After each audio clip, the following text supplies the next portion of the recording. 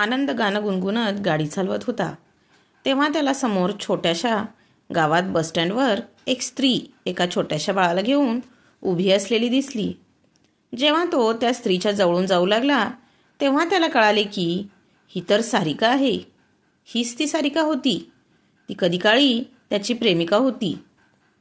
पुढे पुढे गेल्यावर आनंदने गाडी थांबवली. त्यानंतर त्याने गाडी मागे घेतली आणि तिच्याजवळ जाऊन त्याने गाडी थांबवली आणि तो तिला म्हणाला, चल तुला जिथं जायचं आहे तिथं मी सोडतो. त्याचा आवाज ऐकताच सारिकाने लगेचच डोक्यावर पदर घेतला आणि ती म्हणाली की सर मला कुठेसुद्धा जायचं नाही. आनंद गाडीतून खाली उतरला आणि तिला म्हणाला की एकदा माझ्याकडे बघ मी कोण आहे. तिने एकदा आनंदकडे पाहिलं परंतु ती काहीच बोलली नाही. आनंद तिला म्हणाला की मला नाही ओळखलंस का. त्यानंतर सारिका दुसरीकडे तोंड करत म्हणाली, मी तुम्हाला ओळखलं नाही, तुम्ही जाऊ शकता. त्यानंतर आनंद गाडीमध्ये जाऊन बसला आणि तो सारिकाकडे बघत बसला आणि म्हणाला की मी विचार केला होता की जेव्हा पण तुला भेटेल तेव्हा मी नक्कीच विचारेल की तू मला इग्नोर का करत होतीस. परंतु मला कळालं आहे की तू इग्नोर पण करत होती आणि तुला माझा राग पण करत होती. त्यानंतर सारिका त्याच्याकडे बघत म्हणाली की एक मिनिट. आनंद तिच्याकडे पाहू लागला. सारिका त्याला म्हणाली की तू मला कुठे सोडणार आहेस. आनंद तिला म्हणाला की जिथे तुला जायचं आहे तिथे मी तुला सोडेल. सारिका वेड्यासारखी हसली आणि म्हणाली की जर कुठे माझा शेवट नसेल तर. सारिकाचं बोलणं ऐकून आनंद एकदम दंग झाला. आनंद सारिकाचा चेहरा निहाळून पाहू लागला. सारिकाच्या कपाळावर कोणतीच टिकली किंवा गळ्यात मंगळसूत्र, हातात बांगड्या वगैरे काहीच नव्हतं. आनंद तिला म्हणाला की सारिका तू तुझी काय हालत बनवली आहेस, तुझा नवरा कुठे आहे. ती काही नाही असं बोलली. आनंदचे बोलणे ऐकून सारिकाच्या डोळ्यात अश्रू आले परंतु तिने गटागट ते अश्रू गिळले. त्यानंतर आनंद गाडीतून खाली आला आणि तिची बॅग उचलत तिला म्हणाला की चल आपण जाऊ. कुठे तुझा ठिकाण असेल तिथं मी तुला सोडेल. सारिका काही न बोलता गाडीमध्ये बसली. आनंदने गाडी स्टार्ट केली आणि ते निघाले. त्याने कधी स्वप्नात पण विचार केला नव्हता की सारिका आणि त्याची भेट अशी होईल. सारिका गरिबासारखी पाठीमागच्या सीटवर बसली होती. तिच्या मांडीवर 2.5 वर्षाचा मुलगा होता. सारिकाच्या हातात बांगड्या नव्हत्या आणि चेहऱ्यावर कोणता सुद्धा मेकअप नव्हता. एक वेळ अशी होती की सारिका मेकअप केल्याशिवाय कुठेच जात नव्हती आणि ती तर मॉडर्न कपडे घालत होती. त्या कपड्यामध्ये सारिका सोनाली कुलकर्णीसारखी हिरोईन दिसत होती. पण या 4 वर्षात सारिका खूप बदलली आहे. आज सारिका जुन्या साडीमध्ये विधवा असल्यासारखी दिसत होती. आनंद तिला म्हणाला की काही सांगणार नाही का. सारिका खिडकीच्या बाहेर पाहत होती आणि ती म्हणाली की जसं शहर येईल तसं मला उतरायचं आहे, तू त्यानंतर जाऊ शकतोस. आनंद तिला म्हणाला की तुझा नवरा कुठे आहे. सारिका जड आवाजाने म्हणाली की ते या जगात नाही. गेल्या 6 महिन्यापूर्वीच त्यांचं निधन झालं आणि 2 महिन्यापूर्वीच बाबाला अटॅक आला होता आणि त्यात बाबा पण गेले आणि नवरा एका ॲक्सिडेंटमध्ये मरून गेला. नवरा आणि वडील माझे पालनपोषण करत होते पण ते दोघं पण आता या जगात नाहीत. सासऱ्यांनी जसा नवरा मरून गेला तसं आयुष्य माझं नरक बनवलं. त्यानंतर मी माझ्या सासरी गेली नाही, मी माझ्या माहेरी गेली. पण तिथे पण वहिनीचं राज्य आलं होतं. दररोज कोणत्या ना कोणत्या कारणावरून ती टोमणे देत होती. त्यामुळे आज तेथून पण मी कायमची निघून आली आहे. सारिकाबद्दल ऐकून आनंदचं मन खूप दुःखी झालं. आनंदने तर विचार केला होता की सारिका तिच्या सासरी खुश असेल, की जिथे पण असेल तिथे आनंदी असू दे म्हणून मी नेहमी देवाकडे प्रार्थना करत होतो.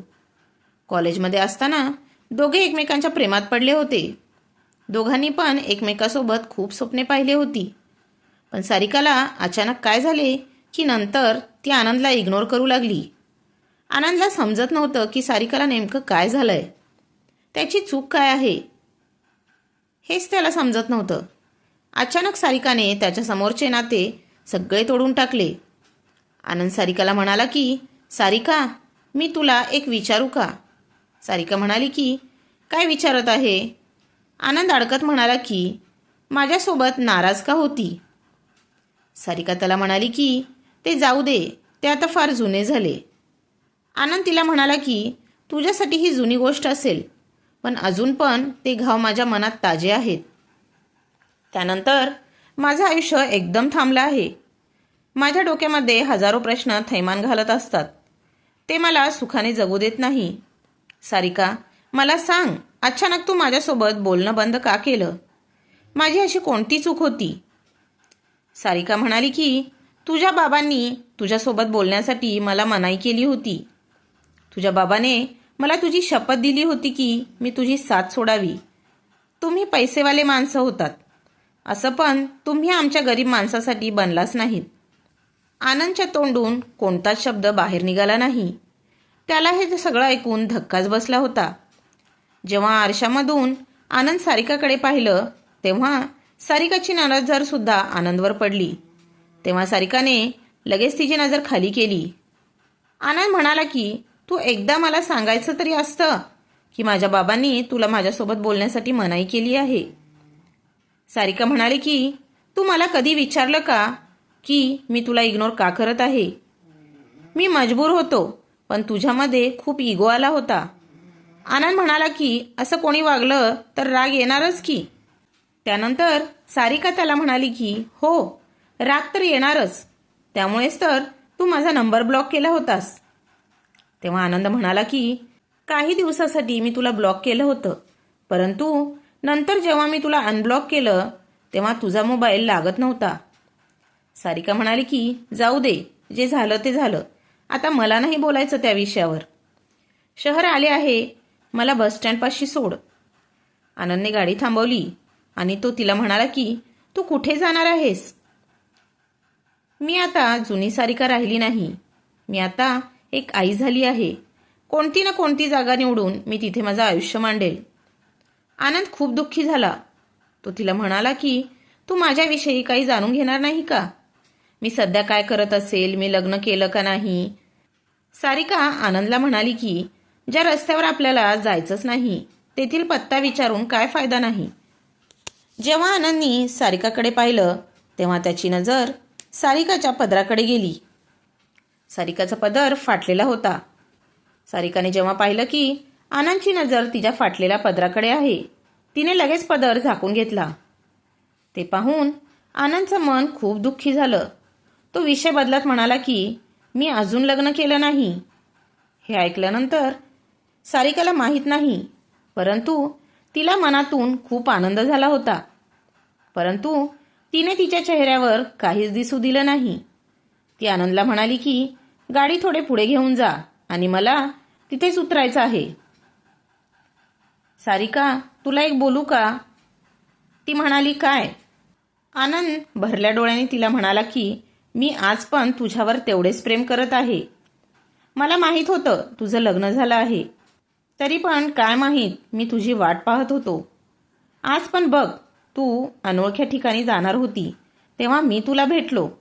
आपल्या दोघांमध्ये काही नातं असेल, त्यामुळेच देवाने आज आपली गाठ घालून दिली आहे. प्लीज सारिका, माझ्यासोबत लग्न कर. मी तुझ्याशिवाय राहूच शकत नाही. सारिका म्हणाली की आता नाही, आता मला एकटीलाच राहायचं आहे. आता मला कोणाचाच उपकार घ्यायचे नाहीत. खूप दिवसापासून कोणाच्या तरी आधाराची वाट पाहत होती, परंतु आता नाही. आता मी स्वतःचा आधार बनणार आहे. प्लीज सारिका, एकदा माझं म्हणणं ऐकून तरी घे. एकटीला आयुष्य काढणं खूप अवघड आहे. जीवनसाथीशिवाय आयुष्य खूप बोरिंग होतंय. सारिका म्हणाली, इथेच गाडी थांबव, मला उतरायचं आहे. आनंदने जेव्हा गाडी थांबवली तेव्हा ती पटकन सारिका गाडीच्या बाहेर उतरली आणि एका साईडला चालू लागली. एका हातात बाळाला आणि एका हातात बॅग घेतल्यामुळे सारिका हळू चालत होती. आनंद पटकन तिच्यापाशी गेला. त्याने जबरदस्ती तिच्या हातातली बॅग घेतली आणि तिला म्हणाला की तू जिथे पण जात आहे तिथे मी तुला सुरक्षित ठिकाणी सोडून मगच माघारी येईल. सारिका त्याला म्हणाली की तुला माहीत आहे का, तुझ्यासोबत मी चालल्यावर मी खूप गरीब आणि असहाय्य वाटत आहे. आनंद नाराज होऊन म्हणाला की मला एवढं पण परकं नको करूस ग. ती चालता चालता थांबली आणि रागात म्हणाली, तुला एकदा सांगितलेलं कळत नाही का? मला माझा एकटेपणा, लाचारपणा तुझ्यापासून लपवून ठेवायचा होता. सगळी दुनिया माझ्याकडे कोणत्या नजरेने पाहते याच्याशी मला काही देणं घेणं नव्हतं. पण या हालातसोबत तुझ्यासोबत चालताना माझं मन विचलित होत आहे. आनंद तिला म्हणाला की मी नेहमी तुझ्या बाबतीत विचार करतो. माझ्याबद्दल पण कधीतरी विचार करत जा. सारिका अजून चालू लागली आणि म्हणाली की तू पैसेवाला आहेस. माझ्यापेक्षा चांगली आणि करोडोवाली मुलगी तुला भेटेल. मला विसरून जा. आनंद एकदम इमोशनल होऊन म्हणाला की मला करोडो मुली मिळतील, परंतु त्या करोडो मुलीमध्ये तू मला मिळणार नाही. सारिका, मला फक्त तूच पाहिजे आहेस. माझी काय चूक आहे? माझ्या वडिलांनी तुला माझ्या आयुष्यातून जायला सांगितलं होतं. मी तर तुला जायला सांगितलं नव्हतं ना. सारिका म्हणते की खूप वेळा बोलण्यापेक्षा शांत बसल्यावर समजून घ्यायचं. जेव्हा मला तुझी खरंच गरज होती तेव्हा तू शांत होता आणि आता माझ्या आयुष्याचं वाटोळ झालं आहे आणि आता तू बोलत आहेस. सारिका खूप कठोरपणे त्याला म्हणाली, आता सगळं संपलं आहे. माझं आयुष्य खूप बदललं आहे. माझी आता कोणतीच स्वप्ने शिल्लक राहिली नाहीत. आता मला फक्त माझ्या बाळासाठी जगायचं आहे. अजून माझ्या आयुष्यात काहीच उरलं नाही. प्लीज आनंद, तू इथून निघून जा. मला माझ्या परिस्थितीवर सोडून दे. असं म्हणत सारिका तिचे अश्रू पुसू लागली. आनंद तिला म्हणाला की तू किती पण वाईट बोल, मला ताणे दे, कडवटपणे बोल, परंतु मी तुला एकटीला सोडणार नाही. खूप दिवसांनी मला तू मिळाली आहेस. आता मला तुला हरवायचं नाही. जेव्हा तुझं लग्न झालं तेव्हा माझ्या मनाला मी समजवलं की सारिका सुरक्षित ठिकाणी आहे, परंतु आता तू एकटी आहे. तुला कोणाच्या तरी आधाराची गरज आहे. जर मी तुला आज एकटीला सोडलं तर मी स्वतःला कधीच माफ करू शकणार नाही. तू माझ्यासोबत लग्न करू नकोस, माझ्यासोबत येऊ पण नकोस, पण तुझं सुरक्षित स्थळ मला दाखव, मगच माझं मन शांत होईल.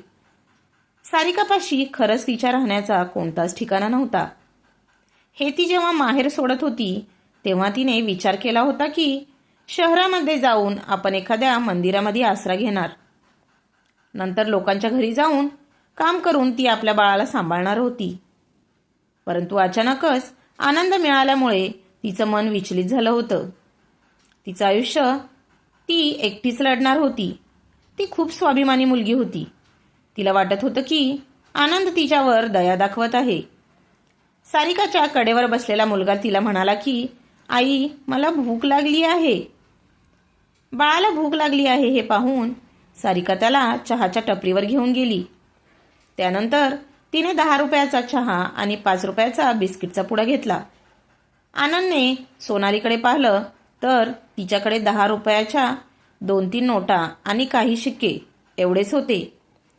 15 रुपये खर्च झाल्यावर तिच्याकडे आता 20-30 रुपये शिल्लक राहिले होते. हे पाहिल्यावर आनंदच्या डोळ्यातून अश्रू येऊ लागले. जेव्हा सारिकाने बाळाला बिस्किट दिले तेव्हा आनंद सारिकाला म्हणाला की कमीत कमी बाळाच्या भविष्याचा तरी विचार कर. मला एक संधी देऊन बघ. एवढ्या मोठ्या जगात एकटं राहणं खूप अवघड आहे आणि एका स्त्रीला तर त्याच्यापेक्षाच अवघड आहे. तुझा हा हट्ट सोडून दे. देवानेच आपली गाठ घालून दिली आहे. सारिकाने तिच्या बाळाला कडेवर घेतलं आणि एका हातात बॅग घेऊन निघाली. ती त्याला म्हणाली की मला तुझी साथ नाही पाहिजे, मला नाही पाहिजे तुझी दया. असं म्हणता म्हणता तिचं डोकं फिरायला लागलं. त्यानंतर ती बाळाला आणि बॅगला घेऊन खाली जोरात पडली. तिला चक्कर आली होती आणि ती बेशुद्ध झाली. जेव्हा सारिकाला शुद्ध आली तेव्हा ती हॉस्पिटलमध्ये होती. तिच्याजवळ आनंद आणि आनंदचे वडील बसले होते. आनंदच्या वडिलांना तिची हालत पाहू वाटली नाही. त्यांना कळाले की तिची अवस्था माझ्यामुळे झाली आहे. सारिकाचं बाळ आनंदच्या मांडीवर होतं. ते बाळ त्याच्या मांडीवर बिनधास्त झोपलेलं होतं. सारिका बेडवर झोपलेली उठली आणि म्हणाली की मला काय झालं होतं? तुला काही नाही झालं. तुला जरा अशक्तपणा आला होता, त्यामुळे तुला चक्कर आली होती. आता तू व्यवस्थित आहेस. सारिका, तुला बाबांना काहीतरी सांगायचं आहे. त्याचे वडील तिला म्हणाले की, सारिका बाळा, मला माफ कर आणि मी तुला हे सांगतो की तू माझ्या मुलासोबत लग्न कर. सारिका काहीच बोलली नाही. ती आनंदच्या मांडीवर झोपलेल्या बाळाकडे पाहत बसली. असं म्हणून आनंदचे वडील तिथून निघून गेले. आनंद अजून शांतपणे सारिकाच्या चेहऱ्याकडे पाहत होता. सारिका आनंदला म्हणाली की, इथे माझ्यापाशी येऊन बस. आनंद सारिकापाशी जाऊन बसला. सारिकाने त्याचा हात हातात घेतला आणि ती म्हणाली की, का माझ्यावर एवढं प्रेम करतोस? आनंद म्हणाला की, प्रेम ही अशी भावना आहे ज्याच्यामध्ये आपण त्याला कितीही थांबवण्याचा प्रयत्न केला परंतु ते थांबत नसतं. त्यानंतर आनंद म्हणाला की, तू माझ्यासोबत लग्न करण्यासाठी तयार आहेस का? सारिकाने लाजेने खाली मान घातली आणि ती म्हणाली, हो आनंद. आनंद तिला म्हणाला की, अगं, मी केव्हापासून तुला मनवण्याचा प्रयत्न करत होतो परंतु तू त्याला तयारच होत नव्हती. पण बाबा एकदाच म्हणाले तर लगेच तू तयार झाली. सारिका उदासून म्हणाली की, काही वेळापूर्वी मी घाबरली होती. उद्या जर मला काही झालं तर माझ्या बाळाचं काय होईल? बाळासाठी मी असहाय्य झाले होते. एकटा माणूस काही सुद्धा करू शकत नाही. खरंच मला जीवनसाथीची गरज आहे. त्यासाठी मी तुझ्यासोबत लग्न करण्यासाठी तयार झाले. हे ऐकून आनंद खूप खुश झाला आणि त्यानंतर आनंद आणि सारिकाने लग्न केलं आणि ते सारिकाच्या बाळासोबत आनंदी राहू लागले. मित्रांनो, ही कथा कशी वाटली मला कमेंटमध्ये जरूर सांगा आणि चॅनलवर नवीन असाल तर सबस्क्राईब करा. धन्यवाद.